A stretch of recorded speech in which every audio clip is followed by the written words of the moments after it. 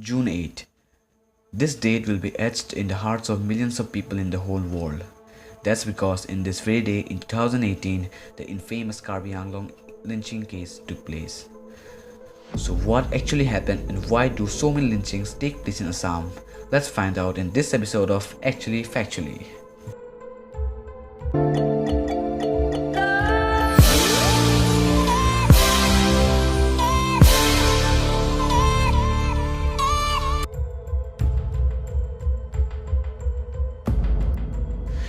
On June 8, two young boys from Assam, Lotpal Das and Abhijit Nath, were lynched in the remote Panjuri Kachari village under the Dokmoka police station in Assam's Karbi Anglong district. The youth were lynched on suspicions of being hupadhoras or childlifters, a popular myth among various communities in Assam.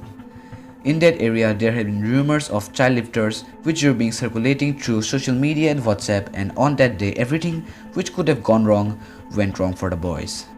After this incident, the whole Northeast finally woke up and stressed a lot on the issue of mob lynching. Thousands of people condemned this horrifying act and protested for justice. Apart from this incident, there are numerous other mob lynching incidents in Assam. In February, two Sikh men were mistaken to be childlifters and were beaten by a mob in the Kamrup district.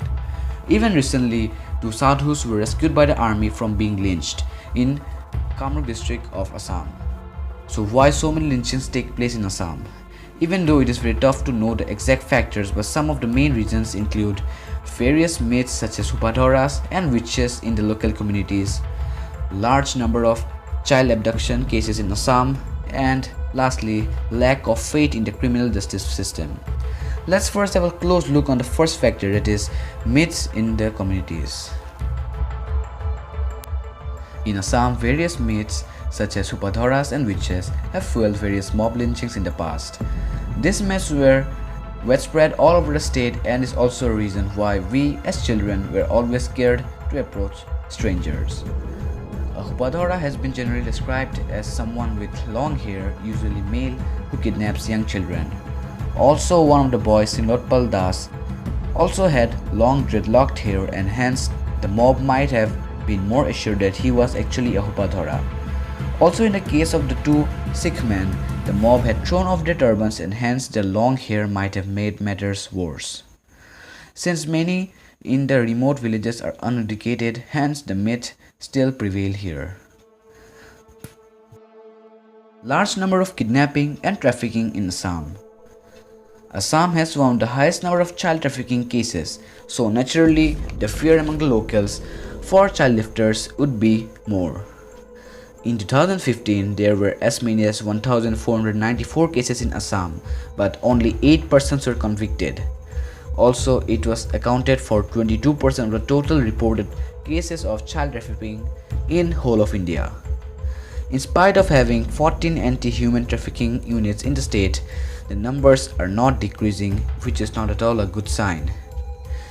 This is an important aspect on which the government needs to focus. And finally, let's look at the third factor. No faith in criminal justice system. In Assam, mob attacks are on the rise because there is no proper justice system for the victims of mob lynching. This is the time to reflect and understand the concept of justice. As there is no punishment for mob lynchings, people are thereby becoming braver and are not afraid to take law in their own hands. Lack of education, in turn, is leading to increase in superstitions. There is a complete loss of faith in the criminal justice system right now. What we need is a strong anti-lynching law to put an end to this violence, and the government must act on it right away. So that's it for the video, guys. I hope you guys enjoyed it. If you did, then please go ahead and smash the like button below. Also, comment down below about your opinion on this issue. I would love to know what do you think about this. Also, don't forget to share this so that mob lynchings become history soon. With that, your web host for Blaze signing off. See you soon. Till then, peace out.